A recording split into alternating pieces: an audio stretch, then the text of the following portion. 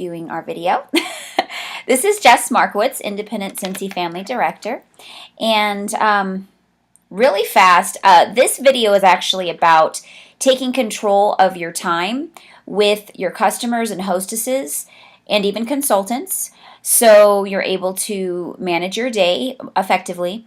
But I just wanted to point out, just because I was looking for the back of my magnet for my name badge, which is so important to always have on, so everybody knows who you are, and it starts conversations. And I wanted to just point out really fast, because I keep forgetting to talk about it, is that just a quick tip that if you put your name badge upside down, it's going to start conversations. People are going to go, "Oh, your name badge is upside down." And I can't tell you, when we were at the Scentsy family reunion, how many Scentsy consultants came up to my husband and I and were like, "Did you know your name badge is upside down?" And so we were able to help them with new tips. We're like, "Yes," and you initiated the conversation, so that's exactly why we have it this way. And they were so excited and so like, "Wow, that's a great idea." So a lot of you that are shy, that it's hard for you to start conversation with people that you don't know and just add the blue, this is a great tip, and that really just makes the people initially start talking to you. And then that whole barrier is broken, because usually most people kind of are okay after the person starts talking to you, because they're the ones that initiated the conversation, not you. So that fear of rejection kind of goes out the window for the most part. But it does help the conversation to get started. So anyways, just wanted to bring that up in this video, since I can't find the back of my of my name badge right now. So that's why my name badge isn't on. But I will find it. Anyways, this video was inspired from one of my newest but dearest now friends. Her name's Maria. She's a director from Canada. We met in Costa Rica in May. She was actually in a bungalow right across the way, and we kept running into each other around Costa Rica, and then finally we ended up sitting and talking for about an hour, or maybe even longer, and then we ended up just realizing how much we had in common. And she's just amazing. She actually was a presenter at the Scentsy family reunion, which was so exciting. She shared the dice game, and I'm going to actually do another video on that, because that was just brilliant. I love the dice game. It's always been successful for me, but the way she plays it was different, and I'm very excited to try that. The difference of how she put in her own twist, which is so awesome, because that's what's so nice about this business, is there's so many different ways to do things, and so many different, ideas, but you can make your own twist to everything, and make it your own. Excuse me, my nose has been itching. Sorry. Anyways, she had messaged me and inspired this conversation, that I need to talk about this with all of you. With the type of business that we have, we're at the liberty of all of our customers and hostesses. So meaning that we have to get their orders from them. And obviously it's ideal for them to come to us and drop off their money, their payment, or come, to our house to smell our scents, or look at our products, or whatever brand that you're actually a consultant of. Because it's all here and we don't have to travel with it. It just makes it more simple, right? But on a customer service standpoint, we need to make them feel special and go that extra step in order to go to them and make it, give them one less excuse of why they're going to go out to a regular department store and buy a bag from, Kohl's, or Brighton, or wherever they normally shop, or go to Walmart to get their wax for their warmers. So if we can say that we're going to show up at their door to take their payment or deliver their product, we're giving them more reason to stick with us and our brand. Not only us as a consultant, but our brand. So we sometimes have to do that extra little step, which is very small, in order to create that customer service atmosphere for your customers. But that is not the only benefit. The other benefit of you going to them is that it helps your time management, because when people come to your home, they don't realize that even though you work from home, you still have things that need to get done, right? You still have to, prepare dinner by a certain time, set up, print out some flyers for this packet that's going out, in a couple hours, which I hope you prepare prior to a couple hours. But if it doesn't, you have a plan for your day of this, and this needs to be done. But if somebody shows up at your doorstep and you're thinking, okay, they're going to drop off their payment, it's going to be very hard for you to say, okay, thanks, and ask them to leave, because they're going to feel, the conversation starts to get going, which is great, and they think it's your house, which it is, but they think that's all it is. They don't realize it's also a business being run there, and that you have X, Y, and Z to be completed by, 5 o'clock or whatever, and it's like 4 o'clock. So it kind of gives you an out to not have to explain, like, I'm so glad you came by, thank you so much, but I really have to get going. And because that's such an awkward feeling to have to say thank you, but I need you to leave. So if you are the one going to them, you're able to say, oh my gosh, I'm so glad I was able to stop by. I'm on my way to an appointment, so I can't stay, but I'm so glad I was able to drop by and pick this up. Or, here's your stuff. This is, I'm so glad that, I was able to get it to you today.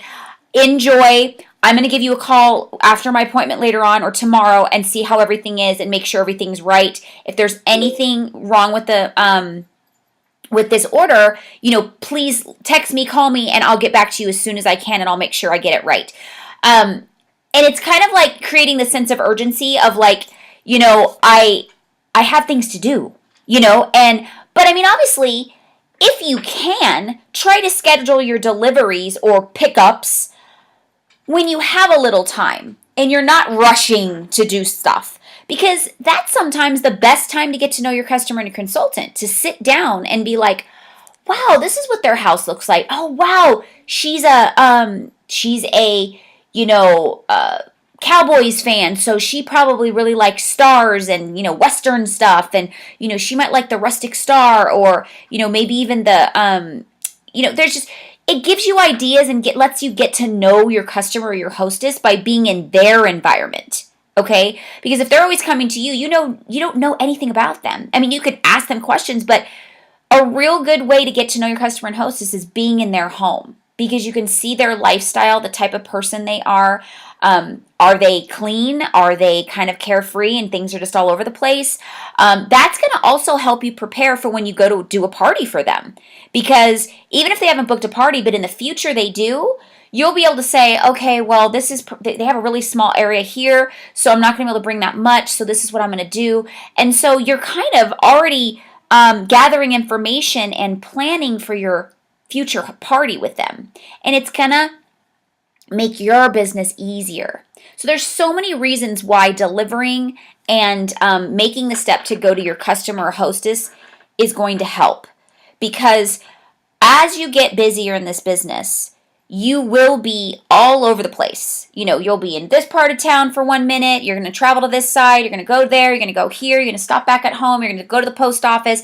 And you're just doing 10 things at once, in a day. You have to get all this done because all the different customers have different schedules and different hostesses.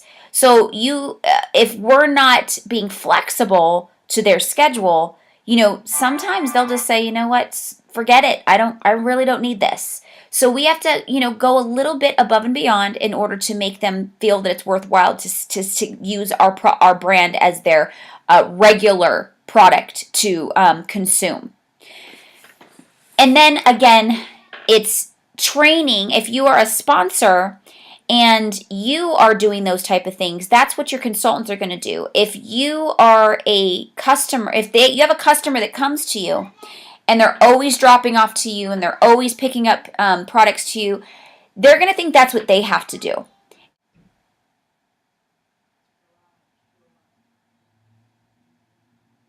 They're going to think that it's okay that they have their customers and hostesses just come to their door and not do customer service.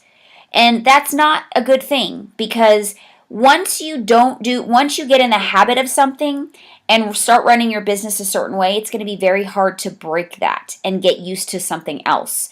So it's good to show your customers and hostesses, which are your future consultants possibly, that you're okay with coming to them. And then they're going to be okay with it because they're going to see it's not that big of a hassle to you.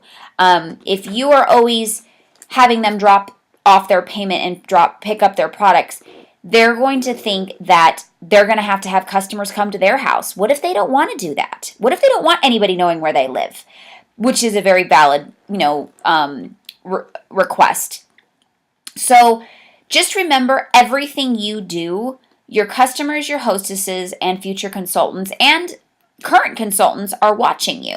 So I personally, if my consultants need something from me, they need to come to me because it's their business. And if I'm providing something for them, they need to make the effort to come to me.